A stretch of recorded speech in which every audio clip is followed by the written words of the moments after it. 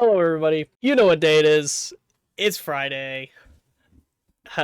I'm the one, the only ramen cop, and this is Fear Gauge Friday.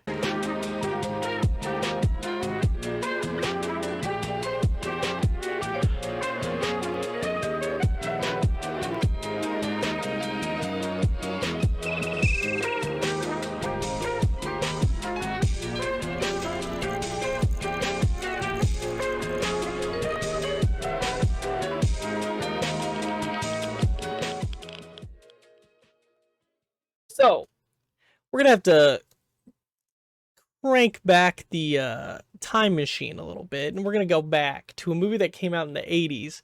This is going to be a Fear Gauge over Sleepaway Camp. Now, obviously, for those of you who don't know what Fear Gauge is, I basically watch a piece of movie, watch a movie or a piece of media, and I tell you how scary it is. That's basically it. I have a scale that I rate movies based on and stuff like that. And first, I discuss the non-spoiler section, which is just kind of in general. Basically, the idea is you watch that part, and then you can go and watch the movie, and then if you agree, you can watch the rest of the video and you can kind of see if you agree with what I'm talking about, or if you don't agree, or anything like that. And then the second section, like I was saying, that you can come back and watch the movie, come back after you watch the movie. The second section is spoilers. So this is kind of where I literally just discuss like what I noticed in the movie, what I thought was scary about the movie, like what did it for me, what didn't do it for me, that sort of thing. And yeah, I think, and then after that, after both of those sections, then I actually give you the full rating. And the full rating is kind of like, what the whole point is. I tell you how scary the movie is. So if you want, you can just skip to the end and you can just watch the rating, or you can watch the beginning part with no spoilers and watch the rating to see if to see if it's worth watching, to see if you want to watch it, or you can just watch the entire video if you don't want to watch the movie and you just listen to how scary it is. It's up to you. Obviously free will. You're watching a Ramen Cop video, questionable use of free will. Let's get into it. So first of all, Sleepaway Camp, just a basic look this is the non-spoiler section. So you can watch this if you haven't seen the movie. Just a basic look. It's about kids going to a camp where they spend the night for a while. I think it's like a 2-week camp in the forest, right? Of course. Very campy. Okay, literally the basic definition of a campy horror film, because it's literally at a camp and it's a horror film. It's like what built all those like generic slashers and stuff like that, was a movie like this. It's very classic. You can tell just by watching it that this is like a movie that like people refer to when they think of like camp slasher. You know what I mean? That's what I'm saying. So it definitely reminds me of a lot of like Friday the 13th, if you've ever seen that, and movies like that, where it's just kind of like the kids are out in the middle of nature, they're out in the middle, like away from everything else, and there's like a killer there, so they're stuck. It's that sort of thing. Although I will say, actually I'll save that for the spoiler section. Anyway, the atmosphere is interesting too, because it's like, it kind of has this feel where it's like, which this isn't really a spoiler. If you default me for spoiling this, I think that you should rethink what kind of videos you're watching. Basically, this movie has killing. It's a slasher movie. It's a horror movie. And so it's got a solemn atmosphere, because it's like, oh man, there's people dying. That's terrible. But then it's also weird because it's like also trying to be like a fun summer camp movie. It's a weird dynamic, because like I think in like modern horror movies that are like trying to go for this campy feel, back to it, I think modern horror movies kind of take this weird approach where they already know that it's going to be a killer movie, so everything's scary and freaky the entire time. Whereas this movie, it's like, it's very obvious that they're still trying to make the light of a bad situation, that sort of thing. But anyway, that's as much as I can give for the non-spoilers. It's a very campy movie. There's definitely some cheesy effects and stuff like that, but I think it's definitely worth the watch. So Anyway, if you heard that section and you still want to watch the movie, I would encourage you to go watch it before you watch the rest of this, just so that, everything I'm saying doesn't, spoil the entire movie for you. That being twists and turns and whatnot. So, anyway, moving on to the spoiler section. This has a lot. There's a lot to unpack here. First of all, I don't know why more people don't know about this movie. Like, I'm a pretty big horror movie fanatic, and I've never heard of this movie, like, prior to watching it. Me and my friends do this celebration during Halloween where we basically spin a wheel and we watch a bunch of random scary movies that we put on the list, and it's like 10 people putting each movie on the list. So there's a lot of different breadth of knowledge there, but I had never heard of this movie going into it. So, and I'm shocked. I really did enjoy this movie. I think it's a classic. So in the beginning, somebody dies in the most cheesy scene ever. Somebody gets hit by a runaway boat. And then it flashes forward to a boy and a girl who are living with their aunt, and they're going to a sleepaway camp. That's like the setup. That's like the beginning. I want to say in this runaway boat scene, it is like painfully obvious that they're like it's like a movie and something bad is going to happen. Like the guy who's like the uncle, I think that's how they're related. So like basically a dad and his daughter and his son are like all in the water. They're like playing around, splashing around, but they are like maybe 13 feet from the shore. They are not very far away. They're not in the middle of the lake, you know what I mean? They're not like swimming out there. They are literally like 13 feet from the shore. So it's like realistically they probably could have survived. I'm not trying to be like, oh, me in that scenario I would survive. I'm saying like they were probably in shallow water. They were probably touching the ground, you know what I mean? I just thought that was really funny. But it's also like one of those scenes where it's like zooming in constantly. It's like, oh no, something's bad's gonna happen. We can't move the boat. Where meanwhile, it's like you don't have to have a boating license to know that if you turn the steering wheel of a boat, it's going to go a different direction, So like the whole time they're like, we don't have boating license. We don't know what to do. And the boat is like heading straight for like the dad and his two kids. And you're just like, okay. You're like, God. Okay. Anyway, sorry. That's a little cheesy. Oh no, a death happens. So then it flashes forward to a boy and a girl who are living with their aunt, I guess. So it's the boy and the girl. I assume the dad died. You assume the dad dies in the runaway boat scene. Sorry, I'm reading from my notes here. Which already, you already know this movie's gonna be freaky as hell based on the way this aunt behaves and talks. I mean, literally, in the most respectful way possible, screw this lady. I hate her. She's the worst. I think she's like literally already put me off about the movie. Like I'm like, oh God. I thought she was the killer right off rip. Like I'm not gonna lie. I'm like, that girl needs to go. She's terrible. I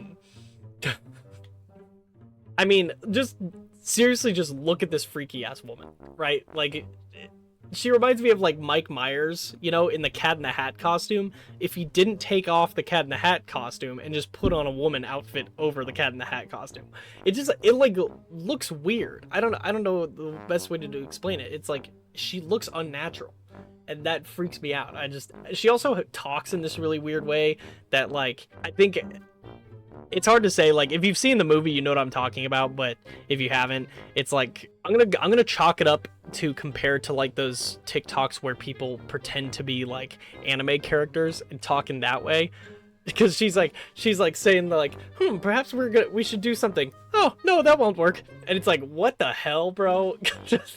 I'm like, I thought this was an 80s camp movie. What is going on? She's also dressed in a really strange outfit, which I also thought was weird. It's like, people don't dress like that. Even in the 80s, they didn't. So I'm like, I really don't know. That character's just weird. And that's not an insult to the actress, obviously, if you're a really big fan of that specific actress who played this one character in this one 80s movie. It's just the character she plays is really freaky.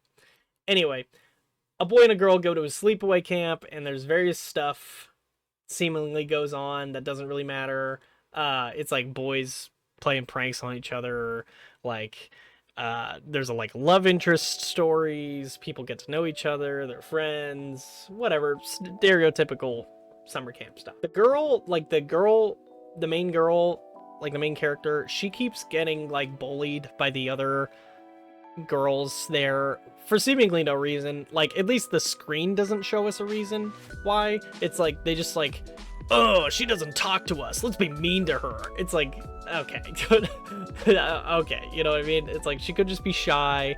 No, they like go really out of their way. Like, the one girl wasn't like, she wasn't swimming. Like, the main girl didn't want to like swim for some reason. Like, I don't know if she couldn't or whatever, and so they like dragged her by her hair out to the water, and you're just like, Jesus, these girls are really going out of their way to do this, you know? Like, damn. So there's also this other side plot that I wanted to mention that like actually took me kind of out of the movie, out of the immersion. It ruined my immersion. It took me out of the movie because the camp leader, or like the camp, I almost said warden when I was typing up my notes, but that's not the right word. Wardens are for jail.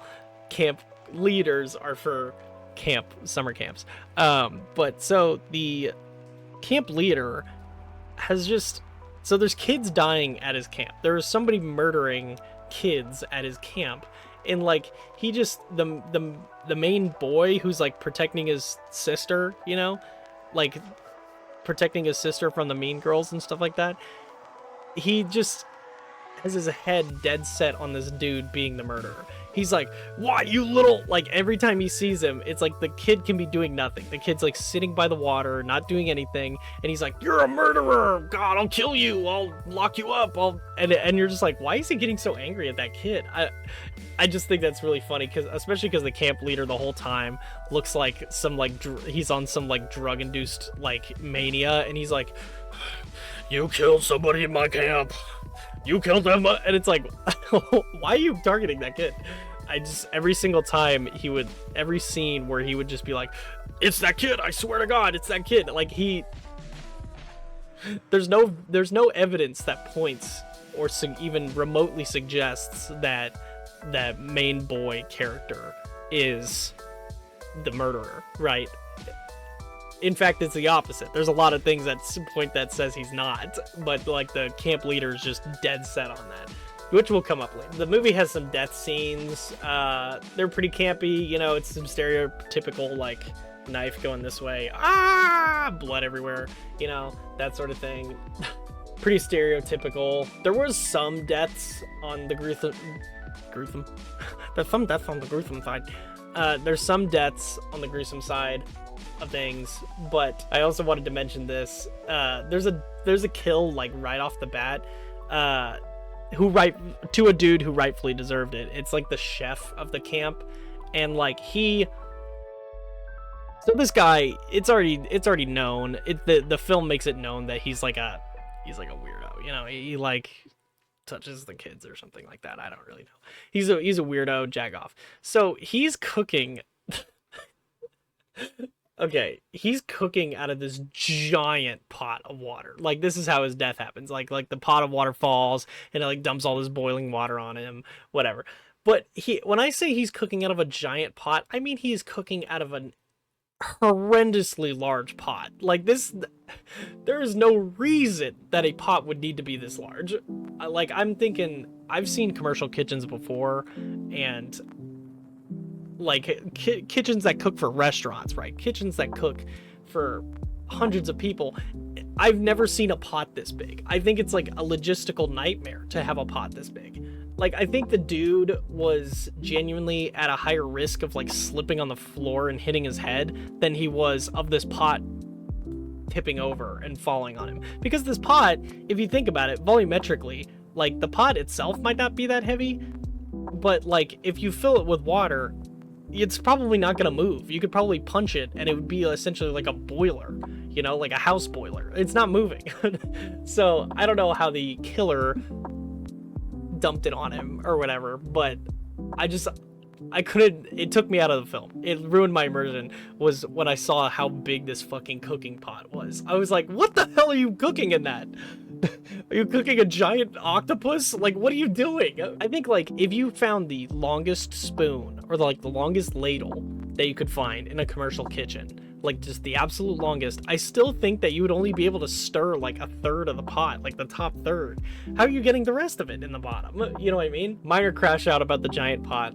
Anyway, so like this movie's interesting. Like the pacing is really good. Like you're kind of into it the whole time, but the first half, or like the first, like, shall I say, like 6/8 of the movie, yeah, I'm going into deeper fractions here, the first 6/8 of the movie is like kind of boring and kind of meh, you know, as far as like scary goes. So I'd put it like a 2. Yeah, like, yeah, there's deaths here, yeah, there's some suspense a little bit here, but then like the last 5 minutes of the movie is like a 4, right, on my scale. It's like gets pretty intense. The last 5 minutes is where this movie shines. It's like you could legitimately forget about the entire movie, and the last 5 minutes will still keep you thinking about it for like another 2 days or another 2 weeks, you know. It'll just live in infamy in your head.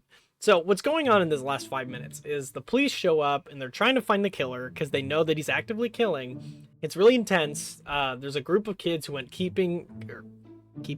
there's a group of kids who went camping in sleeping bags, and so they get killed by a hatchet or something like that. The main girl is sneaking out to meet up with her love interest while the killer is on the loose. The old ass dude who's still leading the camp, he's frantically trying to find the boy who he thought was the killer first. You know, he's like trying to stop him. He's like, I gotta stop that kid, he's gonna kill more people. And then the boy is trying to find his sister, you know, so it's like a whole madhouse, and like the counselors are trying to keep the kids safe and stuff like that. It's crazy. So how it plays out, it's a really well written climax to the film, I guess, is what I'm trying to say. But again, if we want to talk about broken immersion, the old dude finds the boy and just beats the crap out of him. Just beats the ever-living crap out of him. He's like, you gotta stop killing, and then meanwhile the kid's just getting beat up. He's like, ow, stop, ow, I'm trying to find my sister, ow, stop. And he's like just a drug-fueled rage. He's like, you killed those kids. It's like really funny. At least that scene is. Like, there's literally like a bunch of dead campers because of this murderer who's running around with a hatchet, you know, and like he's just beating up this one kid, like, you gotta stop killing those kids. Yeah, I think that's really funny. And all the while there's like police on the run, like police trying to find everything, and so the police find the girl meets her love interest at the beach, right? And so it's like, oh, it's so cute, they're meeting up. Oh no, the killer's gonna find them. But what actually happens is the police run up, and so the girl is like petting her love interest's head on the beach, which is like, oh, that's cute, you know, that's interesting. But if you know the guy, like if you know the love interest character, he's kind of a more outspoken dude, you know, so it's kind of like weird that he's just like laying on her lap and stuff like that. But then this is like the whole reason to watch the movie right here. This is like the big reason to watch the movie. If you're gonna forget everything about the film, this is like the main thing that you need to watch. Is like this one scene where she stands up and all hell breaks loose. So she has her love interest's head like in her hand. She's like holding it by the hair, right? And so there's like blood everywhere, and it's like, oh my god, it's a dismembered head. But then you look at, she's butt ass naked. She's letting it all hang out. It's all over the place. She's butt ass naked. And then, which is already like, you're like, oh my god, dude, like, whoa, dude, this like little girl is butt ass naked on the screen. Like, holy shit, ew, oh my god. And then to make things just a little weirder, which this completely threw me for a loop. She's got a little boyo. She's got a little shadingle. Got a little wadoozer. Got a little cooking spoon. She's got a little wiggle waggle. A little Longinus. A little Far Cry 6. You got a little Slither.io down there. You got a little Interstellar directed by Christopher Nolan down there. And she's got a little Godzilla down there. This is my cat, by the way. This is Godzilla. Oh my god. She's Godzilla because of how she weighs, not her size. To get to the point, she's got a wiener! She's got a little wiener! Anyway, meaning the girl who was being bullied the whole time by the mean girls was not actually a girl, which implies that the girl from the beginning in the boat accident didn't survive, but the boy did. Now, to make it freaky, to add insult to injury, to make it more freaky, the freaky ass aunt that I talk about, Mike Myers, not actually Mike Myers, just so you know, but the freaky ass aunt, I actually, on a side note, I actually had to look this up to make sure I wasn't just like bullshitting you guys. But so the aunt wanted a girl or something, and she already had a son. So like the boy that we see throughout the film is her son, and the girl is the boy that survived the boating accident, right? But she raised him, like forced him to be a girl, which is like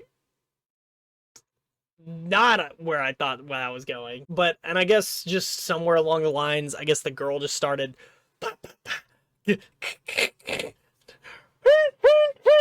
and like I guess she just started ganking people. I don't know. I guess that was just like part of her mode of operation, was she's like, I'm a girl, but I'm a murderous girl. Bah. What also made this scene golden, like just some other things that like just, so the reveal, the twist is awesome. But what made it so much better too is that like obviously audio plays a big role into it. The audio sting that they used when they revealed it, the like it's like they use like some violin and stuff like that, and you're like, oh my god, this is the thing, this is the twist, this is the reveal. But also this was the craziest thing, was they, like, if it was just that, the wiener was shocking enough, you know, but what made it even more shocking was that they like used special effects like animatronics or something like that for like to show that her jaw unhinges and stuff like that. And like it's weird, it looks like she, like her bones like dislodge under her skin, and like her eyes roll up and stuff like that. So there's this amazing clip where it's like her head is like, her skull is like dislodged from her skin, and her like jaw is unhinged, and her eyes are rolled back, and she's holding this dismembered head, and she's got the knife, and then she's got the little wiener dingling down there, a little wiener, a little sequoia tree, a little bush apple, a little 40-ounce Stanley tumbler. So the wiener was shocking enough, but like the whole unhinged jaw, it was really great scene. And the movie ends right after that, and you're just like, what the fuck? You're like, what did I just see? You know, like what was that? You know, so anyway, to the rating. Now, if you were not watching the spoiler section like that, you can come back now. Come on back. Don't worry about it. Come on back. So now we're actually just talking about like the movie itself. Honestly, I definitely think it's worth the watch. I think the movie was awesome, and like I think it's a classic. Like I said, it is just so, like, it's so stereotypical, it's so generic, it's so cliche, but I think that's what makes it so awesome, is because like it's cliche before it was cliche. Like it started that like the whole camp feel and stuff like that. Now I don't necessarily know if Sleepaway Camp was the one that started it, but man, I could definitely tell that it contributed, that's for sure.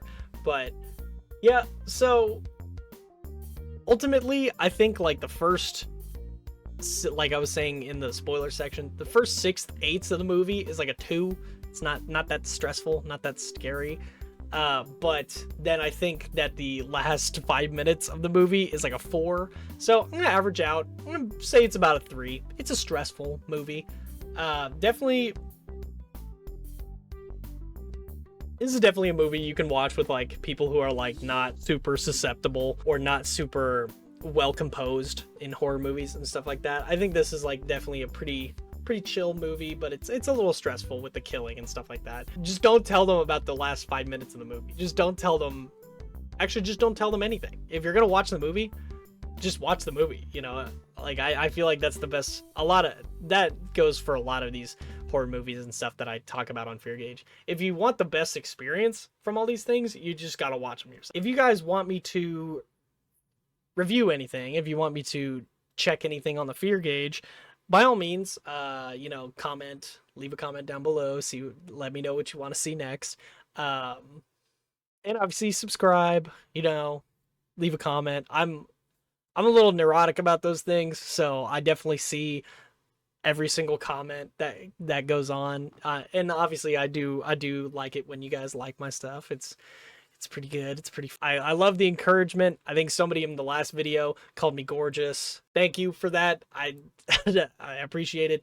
But yeah, so if you want to see me watch a movie, I also can watch like YouTube videos and stuff like that. Like I think coming up soon, I'll be watching like some analog horror stuff, which is pretty good. I bet it'll be scary. So if you want me to see something, just leave a comment down below and I'll get to it and stuff like that. And obviously, once my school semester starts slowing down and stuff like that, I'll be able to pick up more gaming stuff and whatever else. But thank you all for joining me for this Fear Gauge episode, and I will see you guys in the next one.